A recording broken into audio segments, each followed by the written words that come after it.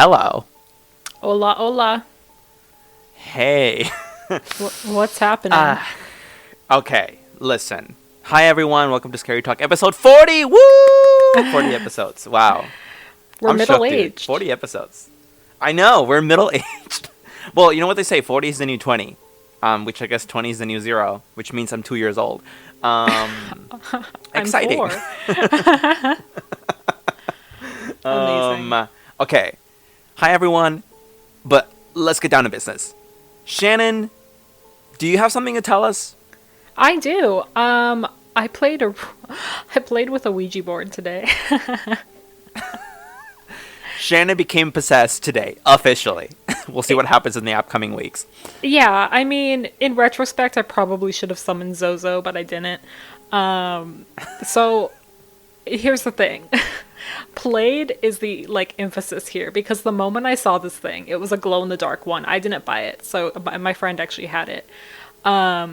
It's a glow in the dark made by Hasbro, and the moment I saw it, in that people say you never know what you want until you're staring down the barrel of a gun, or what you believe. The moment I saw it, I knew I didn't believe. Because it was plastic, it was cheap. It was like I could have literally printed a piece of paper with all of that on it, stuck it to cardboard, and it would have been the same thing. And so, Shannon, don't be foolish. We've talked about this. I told you about the, what was it, Ask Charlie game, where people would make, these, makeshift Ouija boards, or basically just, pencils on paper, but it worked. It's about this. It's about your intention. It's about what you're putting into the room. No, it's not. It's not, because at the end of the day, it's human error. We sat there for 5 minutes and it wouldn't move at all. And I was like, well, it's not moving. So finally, my friend, I did this with 2 other people, and my friend, who's probably in her 60s, she just started being the one to ask questions really fast, and then she was obviously pushing it in all the directions. And I know it was her because the other girl, she wasn't touching it at all. She was making sure her fingers barely touched it. And I was even at one point, I could tell it was me because my hands were shaking from laughing, so it was pulling towards me. It's just so, nothing happened, nothing was spelled out except for the things that she wanted, yes or no. It was ridiculous. And mind you, we only spent 10 minutes with it. Or maybe 15. I would say 15. But I was just wow. Well, maybe you need a little longer to connect to demons. Maybe it's a long distance call. I don't know. You need some time. Maybe 5 minutes wasn't enough. I think if there's more people, then there's more room for that vibration to push it around. But it's to each their own. But also, that's not. Weren't you guys in the daylight, and it was during the day, and you guys were kind of laughing, not taking it seriously? I know that I told you that when you play it, you should do it in a lit room, not at night, not alone. But actually, maybe maybe you should do all those bad things, because maybe that's the only way it works. Shit. Yeah. Well, if you want, we can do that together. No, I'm good. No, because then we can settle once and for all if you really believe it. If I believe what? Whether the Ouija works or whether demons exist? Both. And then, if it doesn't work, you'll have your answer. Girly, demons exist, okay? I mean, listen. I'll take your point about, the Ouija being, a cheap piece of plastic and not working because of that.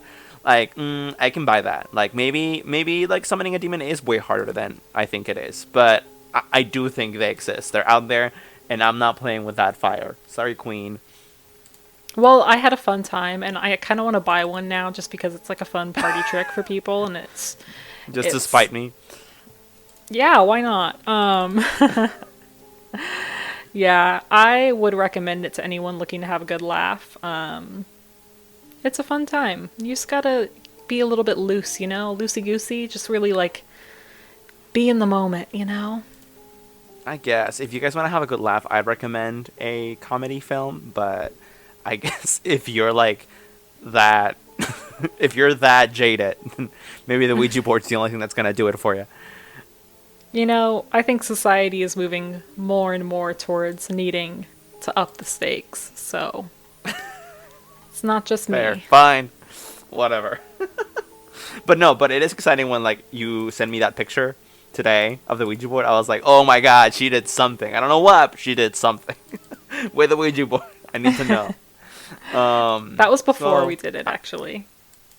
oh, okay. Well, I'm glad you guys had a good time. Yeah. In the upcoming days, please check for signs of possession in your coworkers and let me know if you see anything. So what kind of signs? Like, I'll start to smell like Um, sulfur? yeah, smell like sulfur. They'll start speaking in tongues. Their eyes will get really yellow. Think like jaundiced, or bloodshot, and or bloodshot.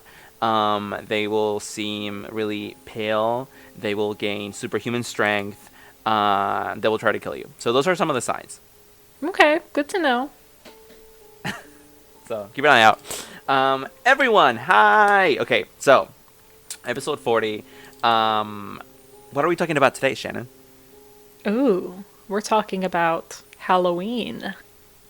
Yes, because we are that fucking basic. We were like, what's something really spooky theme? The Halloween holiday. We were like, the concept of Halloween. So we're talking about Halloween. You Well, I know, mean, I specifically. Go ahead, go ahead. we are basic. Like, I think we should just accept that. You know what I mean? Like, let's just own the basicness. Yeah, we shouldn't fight it. You're right. It's fine. I'm comfortable in it. That's quite all right. I'll have my pumpkin spice latte this October. I'll wear my Uggs and my scarves. I'll wear pastel Yeah. colors all month. Yeah. Okay. So, um, uh, hi Halloween. You're almost here. Halloweens. We're excited. Halloween. Okay. I'm gonna be talking about. I'm gonna start, and I'm gonna be giving you guys some background on Halloween because I know that it's just like this holiday, and we don't really think much of it. I certainly don't about like where its origins are, where it comes from, what it means, what its background is. But after doing some research, I thought it was really super interesting, and so I want to put this into this episode. So, the fuck is Halloween about, and why? And why does it exist? So, Shannon, do you know anything about this, by the way? Do you know anything about, like, the pagan slash, like, Celtic background of Halloween? Doesn't it have to do with like a saint or something? Like an evil saint and I don't know, some weird shit and sacrifices and you wear masks to hide from the demons at night? Some of those things are here. So, let's get into it. So, this is from an article I found online that I printed, and once I printed, I realized it did not print, like, the link or the website title. This is so fucking weird. Like, I have no idea where I got this from because, like, the HTTP just did not come out on the print. But anyway, thank you, internet. I'm sure it's like some I'm sure the article just lifted it from Wikipedia anyway, so probably thanks Wikipedia. But anyway, Halloween spooky origins come from an ancient Celtic festival for the dead called Samhain, or Summer's End when you translate it from Celtic. So, Celts, is it the Celts or the Celts? It's Celts, right? Celts. Actually, I Celts, don't yeah. know. I'm uneducated.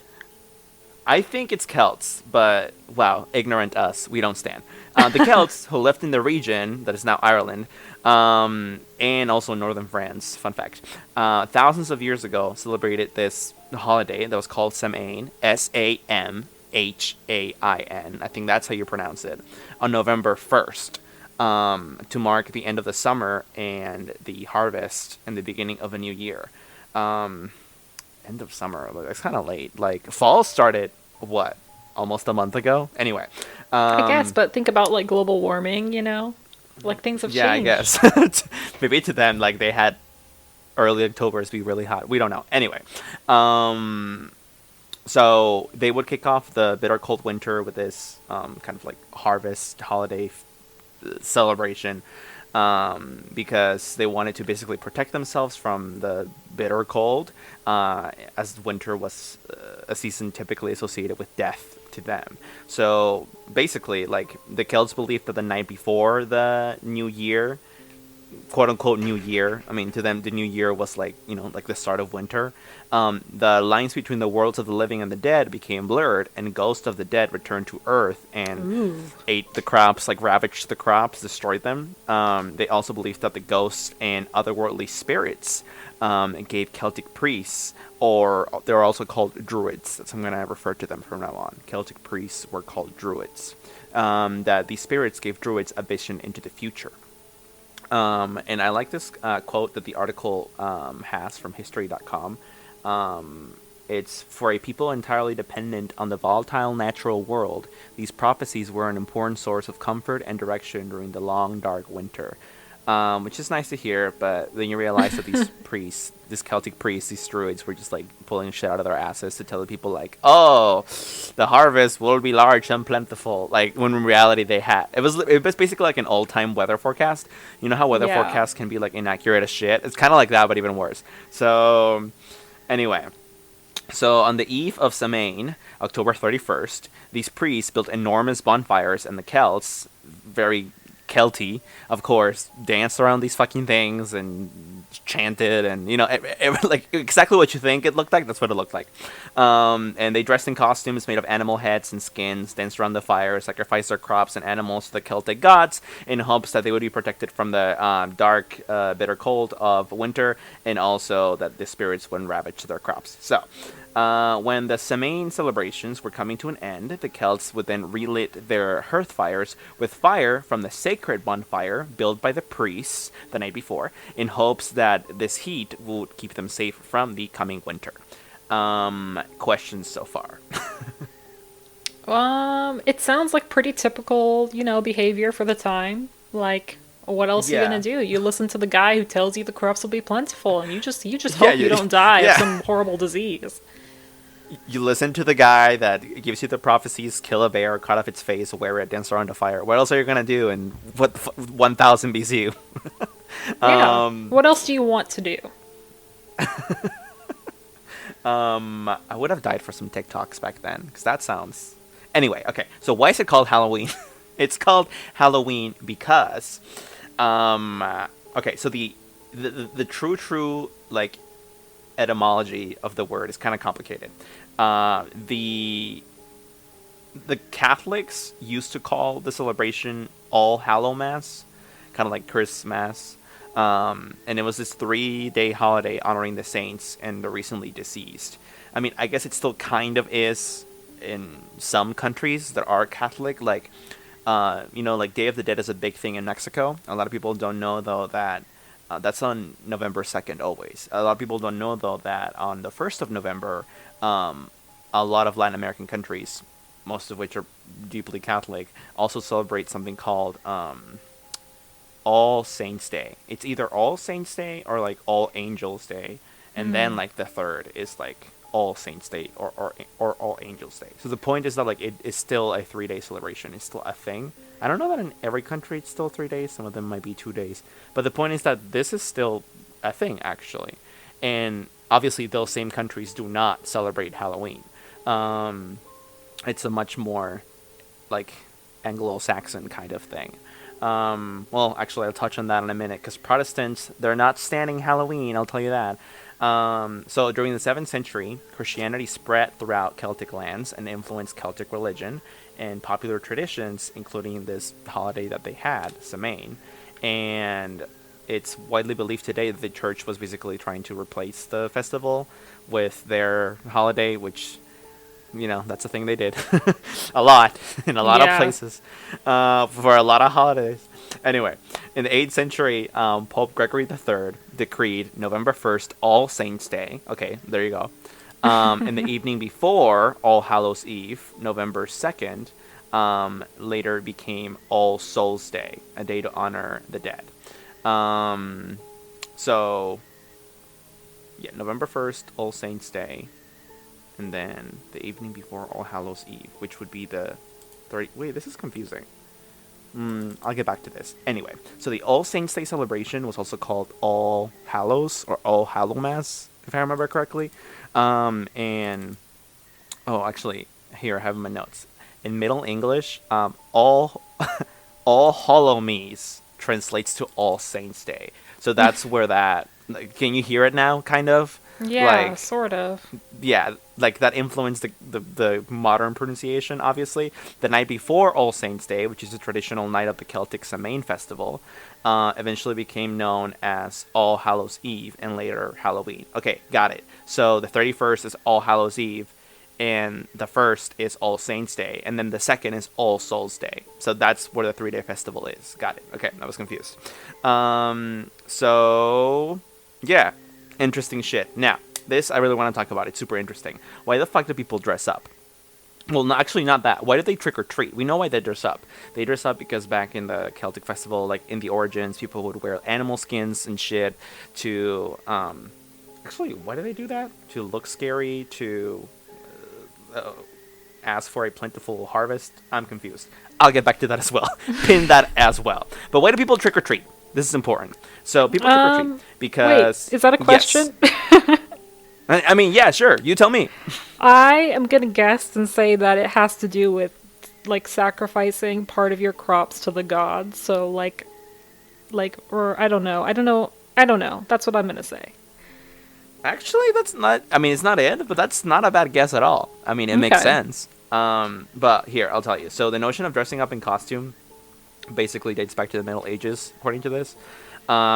Children and sometimes poor adults. I like that differentiation. It's interesting. Apparently, like wealthy adults would not do this, but poor adults would, and it makes sense why. They would dress up as saints or angels or demons. There weren't any like slutty non-costumes back then, which is kind of lame. But and they would go around door to door during Hallow Mass, begging for food or money in exchange for songs and prayers. So that's why the wealthy adults didn't have to do it, but poor adults and children did. They were like, "Can we have some Interesting. free food? I'll sing you a song." Interesting. Also, I think you're wrong. I think there was slutty costumes. If you showed any ankle, you were a whore. I don't think you got the food though. Like I think you got stones. It's a little different. I You guess, know, I there mean, was it's like still one. something. There was one Martha back then who cut some holes into a sheet, put it over her head, and then she just showed some calf. And everyone knew. Slutty ghost. What a slut. Okay, so and obviously back then it wasn't called trick or treating. It was called souling, as in soul, and the beggars were called soulers. So interesting. The practice of trick or treating didn't become a thing until the 1920s in the U.S. So inventive we are. So the earliest known reference to the term trick or treat is like from the late 20s, as far as we have records of it, and so that's where that really comes from. I think that's really interesting though because I mean it's not just that the term for souling changed; it's that the action changed. Like people back then were asking for food in return for something, in return for a prayer, in return for a song to that person. Now it's like, if you don't give me something, I'm gonna pull a prank on you. That's kind of fucked up. Like, why does that person have the burden to give you something? Like, fuck off. Why are you giving me a song, a prayer? No, Billy, fuck off. So, Isn't it anyway, just to avoid the tricks? It's you have to give them the candy or they're gonna perform a trick I on mean, you. yeah, but you see what I'm saying? That like, why did it become like this nice thing? And now it's like, oh, actually, you have to, or else. Whereas before, if you didn't give food to a solar, I doubt they'd pull like a trick on you. You know what I'm saying? And also, you're not getting Yeah. anything in return from these little kids that are trick or treating. Well, I mean, I understand what you're saying. What you're getting in return is not getting pranked, but like that's not really, you know what I mean? That's more like you're trying to avoid the consequence. Anyway, so yeah, theories. There are theories that say that there were like excessive pranks on Halloween, on the Hallow Mass, like when it used to be like old Halloween, and that led to it becoming what it is in modern times. That's just a theory, though. Like they're trying to say that the Solars apparently did pull pranks sometimes, and so that maybe that's where this sprung from. Anyway, fun fact: when World War II broke out, trick or treating came to a halt due to sugar rationing, which is sad and funny. We, I think we forget that like, I mean, I know that a lot of things were rationed back then, like a lot of metals and a lot of fabrics for clothing, but fucking sugar rationing. Imagine like just straight up not having Halloween because like wartime, that sucks. Okay, so this is interesting. How do Protestants feel about Halloween? That's a question. Not very good. So, I mean, nowadays people, I mean, like contemporary Protestants are probably really don't care about it at all. But back then, during Reformation times, we're talking like what 1400s. The holiday came under attack by some Protestants with rigid belief systems who denounced purgatory as a popish doctrine. So basically, Protestants were like, okay, so we don't see purgatory like clearly defined in the Bible, so we're not gonna take this into our new belief system. We're gonna denounce it. It's not a thing. And so when the Catholics were like, no, like purgatory is a thing. Okay, actually, I'm getting so purgatory. For those of you who don't know, is a Roman Catholic theology that talks about a state between life and death, and it's basically like you have to undergo like purification to enter heaven. So it's like a temporary state of suffering. It's like you're paying your dues. So, and Halloween dates back to the Celtic Semaine festival, like I talked about. So, and I mentioned how they believed that the lines between the worlds of the living and the dead became blurred, which means that they must have believed that there was some kind of mid section between, like heaven and the real world, which you could translate into purgatory. And Protestants are like, well, that's not a thing, and so they did not like the holiday, like the implication that it brought. So, questions so far? Yeah, just not really surprised that Protestants didn't like something that didn't correctly correspond with their belief system. It's really shocking to me. We don't know how many Protestants there are in our audience, okay? We're not trying to scare them all away, so please shush. Protestants, we stand. So, yeah, I mean, honestly, like, to be completely fair, like, I do think purgatory is kind of bullshit. Like, like it's basically the Catholic Church's way of being like, because like before Reformation, this is like so off topic, but it's super interesting because I took AP Euro, so everyone suck my toe. I'm gonna talk about this. So, as we all know, John Wayne, that was his name. Um, no, what's his name? Johnny. What's his Honestly, name? like, Johnny Boo. this is so out of my wheelhouse. Like, I don't know what school is. I don't know who these people Oh, are. Martin Luther. That was his name. Not even fucking close. Oh my god. So Johnny Boo. Okay, so actually, Martin Luther is kind of relevant to this. The point is that, like, in the old times, the Catholic Church was like, listen, if you want to get to heaven, and if you want to escape purgatory, matter of fact, if you want to just straight up forego purgatory when you die, you have to give us money. And It's brilliant. like that's. I mean, it is brilliant. It's super scammy though, and I guess someone caught on and was ballsy enough to tell the church like, "Fucking stop." And that was Martin Luther, and Protestantism kind of springs from there. This is like a gross oversimplification, but basically, the church asked for money. Some people were like, I don't want to do that anymore, and I don't think purgatory is real, so I don't have to give you money. And 2,000 years later, 500 years later, we have modern day Protestantism. Anyway, It's stupid people tax. Yeah. Anyway, so Protestants, they don't like Halloween like 100 years ago. Now they don't care. Whatever. It's 2019. Like, people eat ass. Like, it's a different time. It is and it also isn't, Like, It you got isn't, one and also side eating ass and you got one side thinking anal makes you a virgin. I mean, I hope that's a thing that was like a thing in the 2000s. I hope people don't actually like think No, that anymore. Even like no, they super do. religious people, even like more. Well, okay, if we're Yeah, no, fucked, then forget it. I've heard about it. Yeah, I know people. Yeah. Oh well. I mean, listen, the logic is not completely flawed. I'll give them that.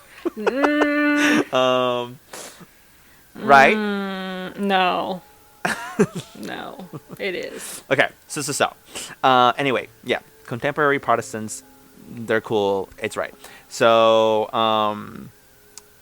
something really interesting about Halloween is, to me, like, its evolution, right? So, like, from what I read, it appears to me that it went from asking the gods for good fortune to this holiday where people would exchange like a favor or a nicety for a treat.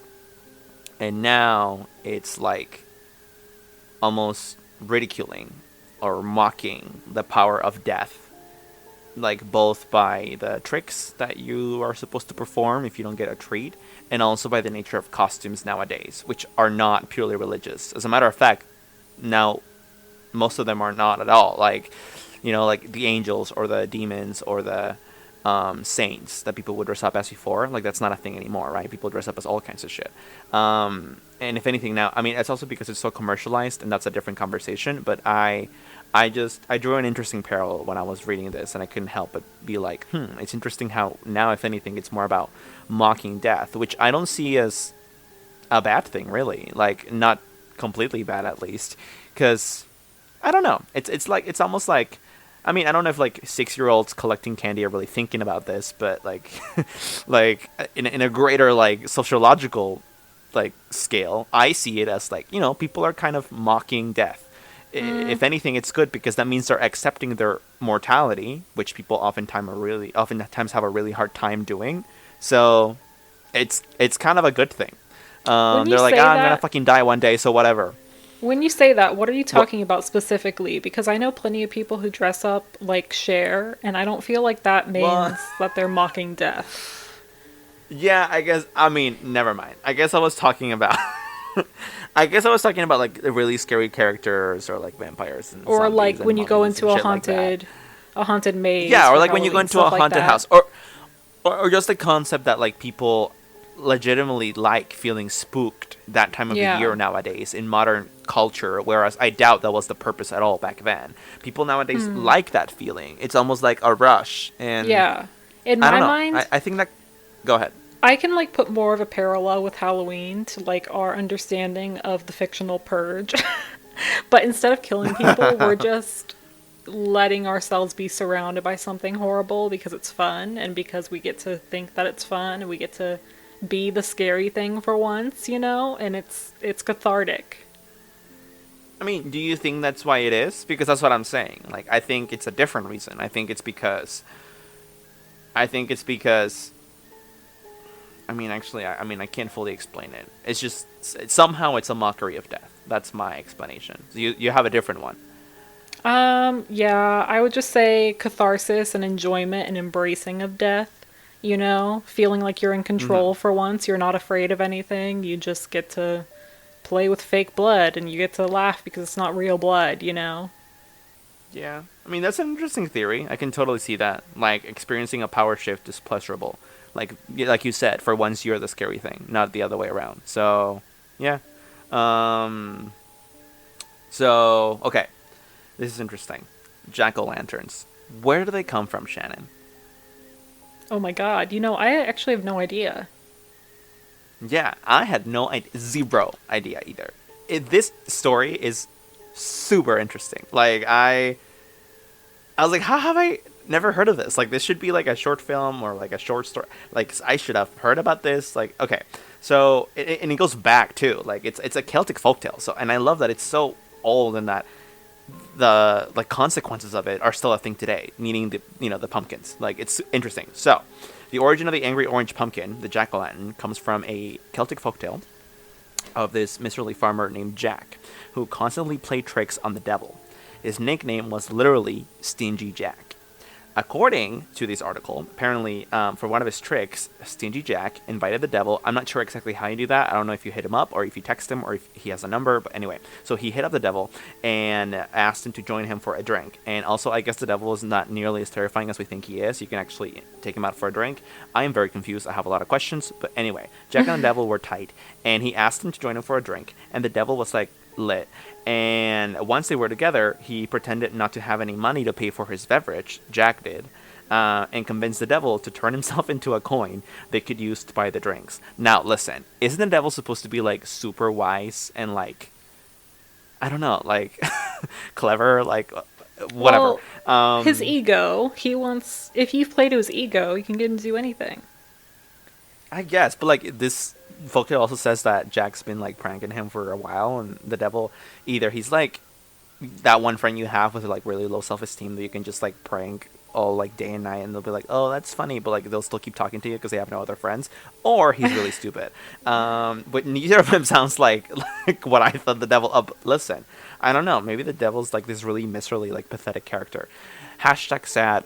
Press F to pay respects. So, the devil turned himself into a coin, but instead of paying for the drinks, Jack kept the coin in his pocket and went to a strip club. Just kidding. He kept it in his pocket just to keep it, and then he put a silver cross in his pocket, so as to avoid the devil from turning back into his original form.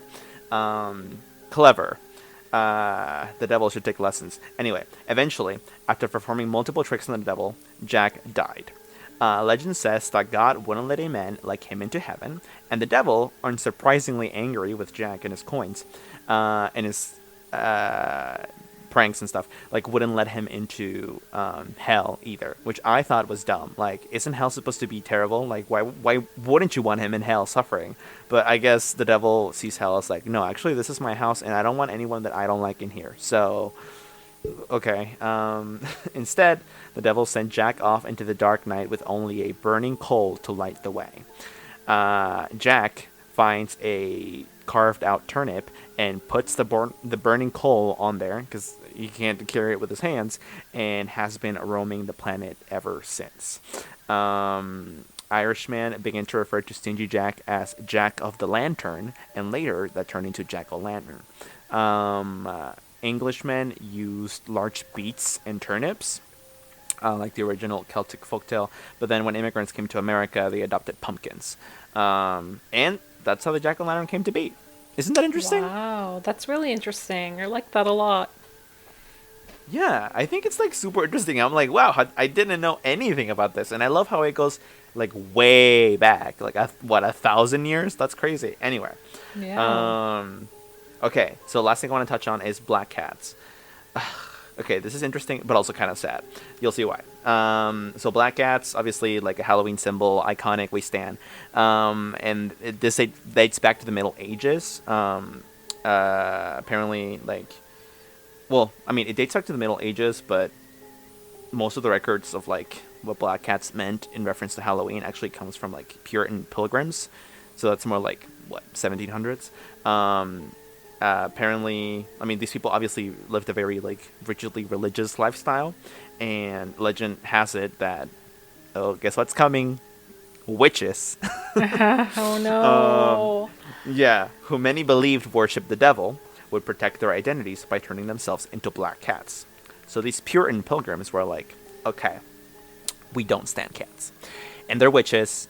And what's that term they use in the Harry Potter series? They're any magi, any magus, like the wizards that can turn themselves into animals. They were basically like, they're that, and so we have to kill them. And obviously, like, they shunned witchcraft and did not like Halloween at all, and therefore they were not gonna like black cats, and they were gonna shun the cats as well. Oftentimes kill the cats, thinking they were witches. It's a fucking mess. So, That's so um, sad. yeah, it is sad, but like, all right, fine, whatever. What's really unfortunate is that that still happens today, 300 years later. Like, that's stupid. Like, I get it from the Puritans, because like literally, like,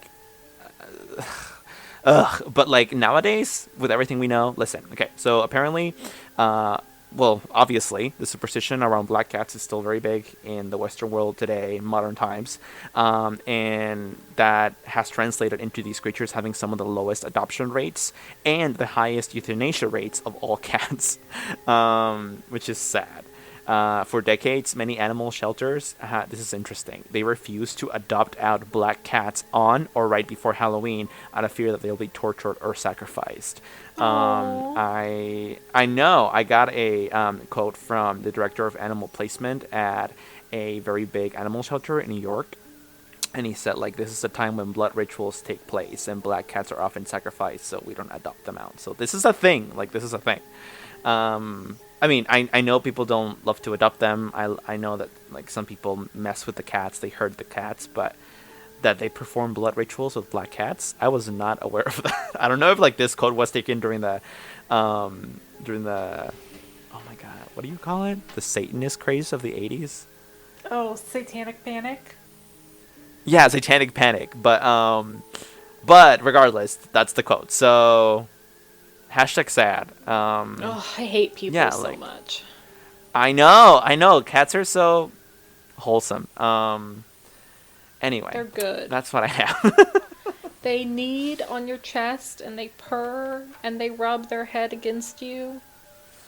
I mean, listen, not all cats. All the cats that I've had personally as pets, I've had bad experiences with. So I don't love cats, but like I love the idea of cats and cats as a concept and some cats. So I feel bad.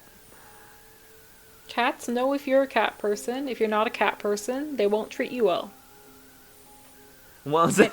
I and, was a cat person. I was actively trying to be one. So that's the background on Halloween that I have. Everyone, get spooky, have a good time during Halloween. Um, it should be a fun time regardless of why you celebrate it. But please don't kill any black cats. Don't perform pranks that are too heavy on your neighbors. Just be wholesome and kind. Do some satanic rituals if you have the time. Play Ouija board. Summon Mr. Z. But other than that, be wholesome and kind to your neighbors. Shannon, what do you have? wow, I have a lot. No, actually, I don't really have a lot. I have two things. Also, what are you going to be for Halloween? Did you tell me? I thought you were going to do something, then you said that you changed your mind. Yes, I'm gonna be a satanic priest because I stand oxymorons. So Wow. I know. I have like the robe and the thing is that like the 31st I'm working. So I'm not going to go trick or treating. I think I'm going to give out kids to candy to kids at night and that's going to be kind of boring, but like I'm still going to get to display my costume because I'm probably going to wear it to work that You're morning. fully terrified of Um everything having to do with demons and Satan. What are you. Can you explain? oh, it's gonna be like a fucking mask, and I'm gonna probably do some like eye makeup so the mask seems like blended, and Interesting. like neck makeup or something. And then I have the robe, and like, yeah, I have like a convincing robe, and it's gonna be like very temple-ish, and You're gonna yeah. you're gonna snap. You're gonna finally it's all gonna catch up to you on this one day. You're gonna put on that mask and you're just gonna lose your identity. That's gonna be it. Oh my god, dude, it's gonna be like that Goosebumps episode. I think it's called The Mask, like one of the most famous episodes where like the girl like wears this mask on Halloween or something, and like the mask becomes part of her head, like she becomes the mask. I don't know if you've seen this Isn't or that a anything. Jim Carrey movie?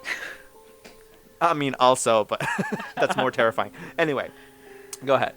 Okay. Oh no, actually, what are you dressing up as? Tell us, because the audience doesn't know. I told you like four times and they all know four times. I'm being Red No, Riding you Hood. haven't told me. You told me in private. Red Riding Hood. Yeah, no, I told you on the podcast too. Okay, well, that's terrifying because I have Alzheimer's. Nice costume. Yeah. Maybe.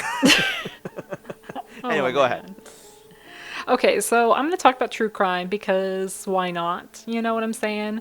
Obviously, I chose stuff that's relatively old, but I also chose stuff that I find really interesting. And Okay. they all happened on or near Halloween. So we're going to get spoopy up in here, even more spoopy. So I'm going to be reading from first this article, Most Horrible Crimes Committed on Halloween on Ooh. Ranker.com.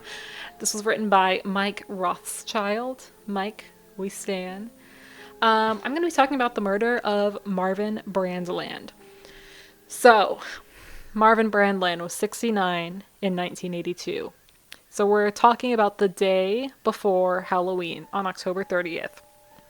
Marvin Okay. and his wife Ethel were distributing Halloween candy. Wait, is it on the 30th or 31st?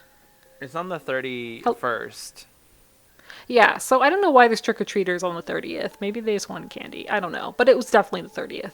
Okay. So they were distributing candy on the 30th to trick-or-treaters, and this happened in Iowa. Their granddaughter was in the house as well. Her name's Teresa Trueblood. She stepped out of the house. She was That's her leaving. last name? Yeah, Trueblood. Okay. All right.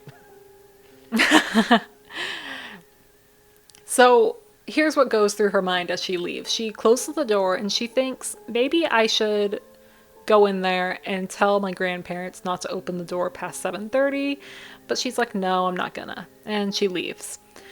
So here's where it gets upsetting. A man knocks on their door and he has a pillowcase with holes cut out on the front for him to see through. And they open the door and he says, "Trick or treat, give me your money or I'll shoot." And Mm. Ethel, sweet dear Ethel, thinks it's a prank, thinks it's a trick. So she like laughs and tries to like lift the pillowcase up over his head, but he holds it down and then she reached for the candy, but then he stepped into their house and he ordered them into their basement at gunpoint to where they kept their safe. What, she's still like, this is funny. Okay, I'll go to the basement. No, I don't think she was like that at that point. Um, so here's the weird thing. No one except for their family knew that there was a safe in the basement. You know, like you would have had to been to their house. And so that was Mm. suspicious. So they move into the kitchen and Marvin, he's a World War II veteran, reaches for the firearm and the shooter shot him in the throat. He died. He was Ugh. murdered. And the shooter removed the pillowcase, discarded it in their home, and fled the scene. Ethel survived, but unfortunately, Marvin was pronounced dead at the hospital. And then Ethel actually died of natural causes a few months later. And going back to the safe, because that's the part of this that's really creepy. So Ethel described the shooter as a Caucasian male between the age of 16 to 20 with blondish hair, blue eyes, and height of maybe 5'8".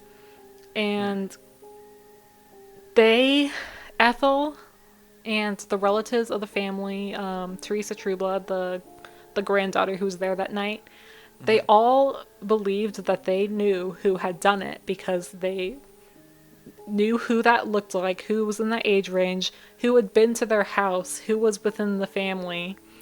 And so for years and years, they all knew who did it, basically. And this guy wasn't behind bars, and apparently he bragged to them that he had murdered him and gotten away with it. But unfortunately, this is the way it works sometimes. If there's no evidence, there's nothing you can do. And that was the case. There was no evidence because he left the pillowcase, but they weren't able to process anything for it. So, and then I want to kind of jump into another website for this. Okay. It's called iowacoldcases.org. And so there's a quote from Teresa Trueblood in 2010. So she's way older at this point. She told Channel 13 of, I guess, the area. She said, "It haunts me to this day that I didn't tell them, you know, like don't answer the door." And that's really, really sad. So there's that. They never released the suspect's name because they weren't able to prove who it was. But it's just, it's really sad. So we're That's talking so about something that fucked. So occurred like, in 82. this guy never got caught. Not yet. So here's the thing. This happened in 1982. She's talking in 2010. And so you would Okay. think now, like, why can't we do a DNA test? Like, we're in 2019 now. Like, they had the pillowcase. Like, how come they didn't do this? So they actually opened it back up, right? Because this is talking about a cold case. Like, this person bragged about it, but we can't prove it. So they do. They test the pillowcase in 2010. And the DNA results were brought in, but unfortunately, there hadn't been enough material for it to actually prove anything or hit in terms of matching. So at this point in time, it's still unsolved. And that's what's so sad to me. And that's, I don't know, can you imagine you're just like two old people and you're just chilling and giving kids candy and then this happens and it just happens to be like a friend of the family, like a piece of shit. I Yeah, don't know. I think that's spooky. like, like it could have just been a random attack. I mean, you know, the guy could have just happened to pick this house because he had to pick a house to, like, attack. But what if it was someone that knew them? What if it was targeted? Like, that's ugh. And like, I want to know. We need to know. We need to find a Yeah. way. We need to know. Well, it's like no one else would have known about that safe. Like it had to be someone they knew. So it was either someone in the family or it was that guy who was a friend of the family. And so that's just like really sick. Like you really don't know people, Yeah, no, you're what they're right. I capable mean, of. you're right. You're right. It has to have been targeted. So, I mean, Yeah. it's. Mm, And And that's like something you think about a lot when you think about Halloween and you think of like, oh, it's all fun and games, but what if someone doesn't take it that way? What if they take advantage of the opportunity, which we see a yeah. lot in TV where it's like, when does the killer attack? Well, in the middle of the haunted house because no one's gonna care if they hear screaming. You're in a haunted house. There's other ways you can stop being all fun and games. Last Halloween, I ate what 2.5 bags of flaming hot Cheetos. It was all fun and Oh my games while I was god. doing it. Not the day after. Not All Saints Day. I can't believe 2.5 bags. Wow. Those things are That's a good. lot of flaming Okay. Cheetos. I mean, like I'm like fucked up forever now, but yeah, I think it was worth it. Anyway, go ahead. Okay, so this next one I want to talk about is Wicked Scandalous. I don't know if you've heard about this because it gets a little political, which is why I chose it, obviously. Okay. So, have you heard of the murder of Martha Moxley? I have not. Okay.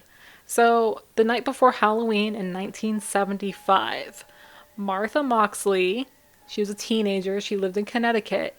She was going to go with friends to participate in a mischief night.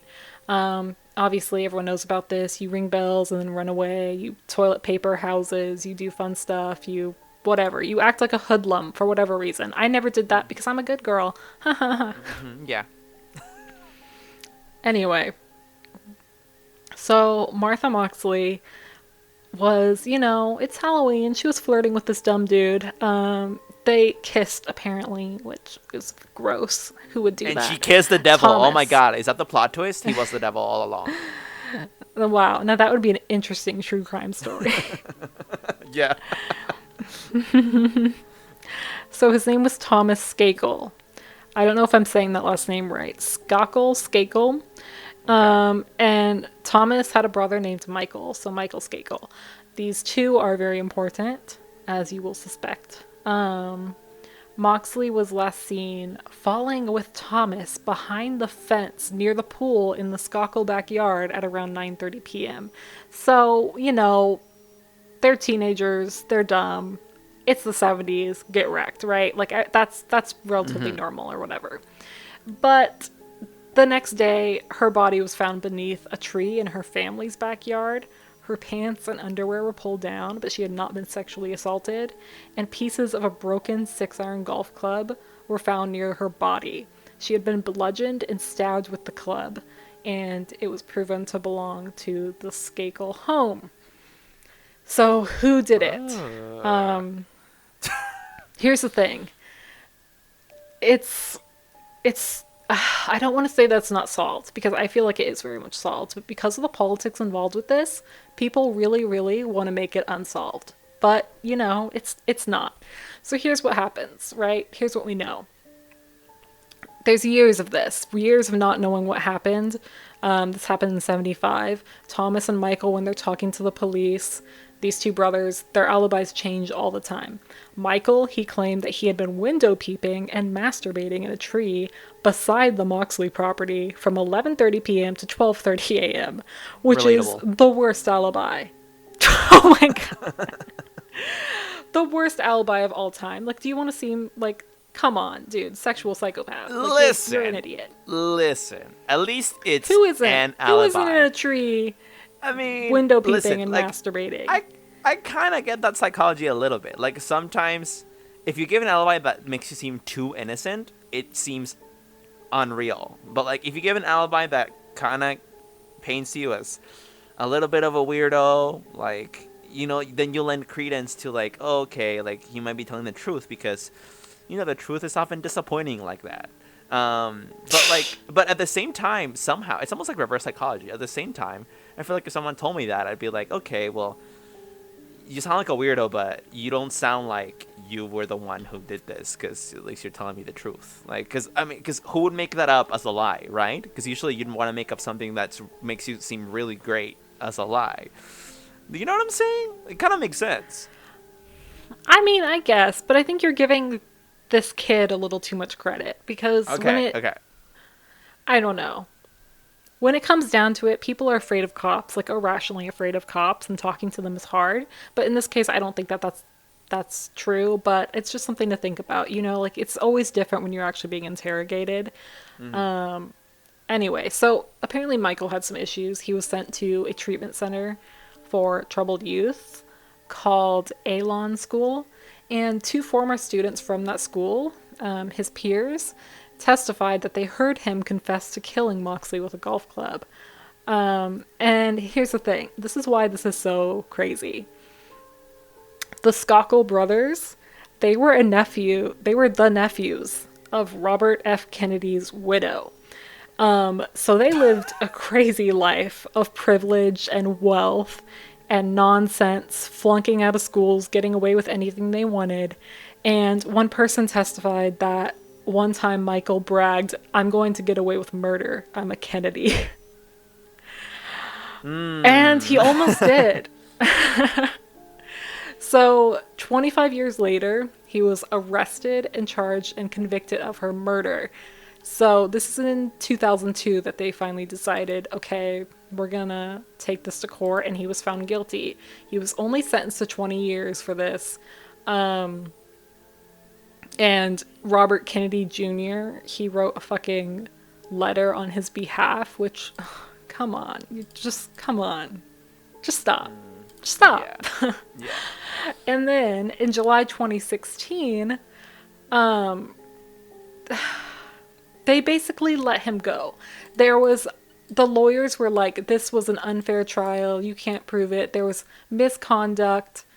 Oh, this is in 2012. Sorry. They were given a new trial. And the prosecutor, all of them, they lost. He was basically let out.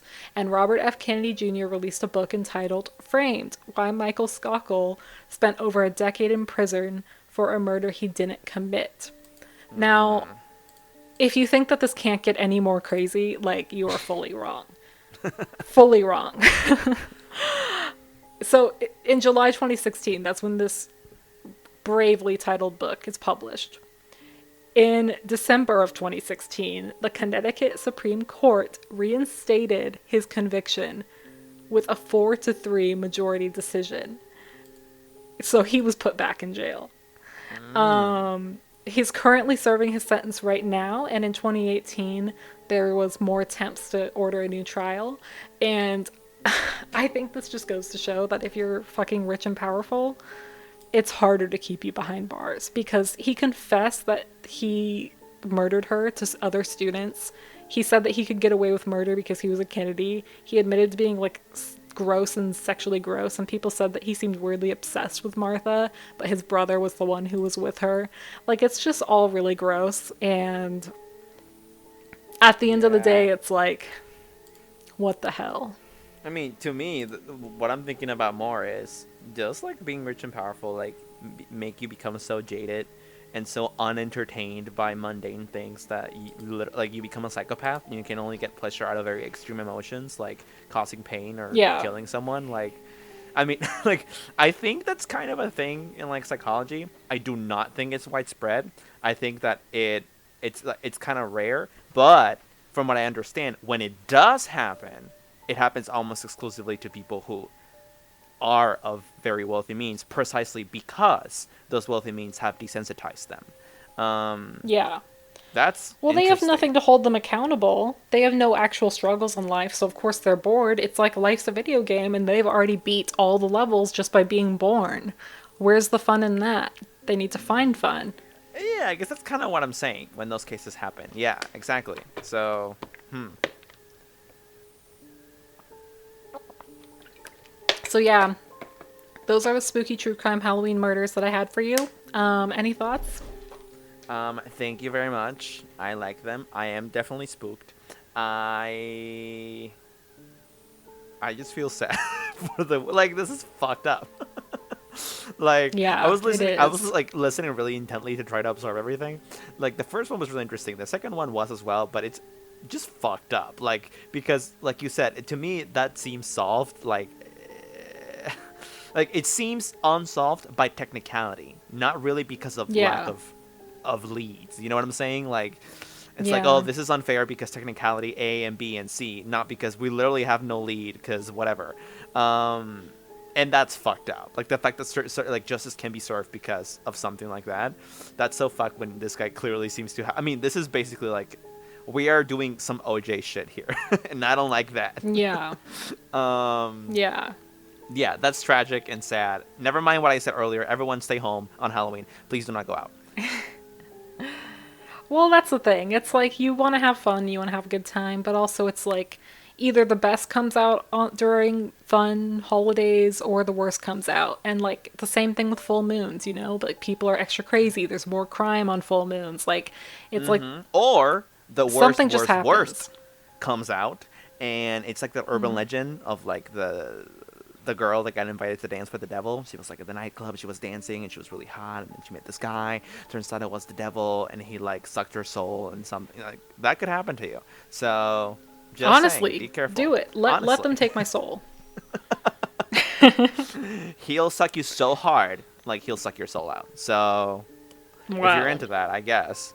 Um, okay, everyone, thank you for listening. Shannon's about to do the outro for us. Oh, I have to do the outro? Okay. Yeah, so if you enjoyed this episode of Scary No, Talk, you should please do it give with us my a voice. like. You should do it with my voice and cadence. Oh, I can't do that. For one, I can't even see your face, so I don't have the eye contact to follow off of. Like, it's not going to happen. What are you doing? Just do it. Just do it how you were gonna do it. Okay, so thank you for listening. We appreciate your support. But really, you can find us anywhere. We're on Spotify, Apple Podcasts, SoundCloud, Stitcher, anywhere. Honestly, I wouldn't be surprised if we're on Craigslist. Like Andre probably posts on us there. You can also find us on Facebook if you want to message us. Also, send us pictures of your cats, preferably black cats.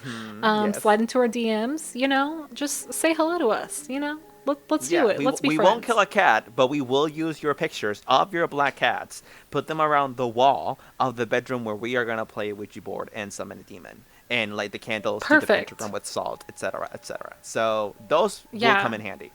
Um, exactly.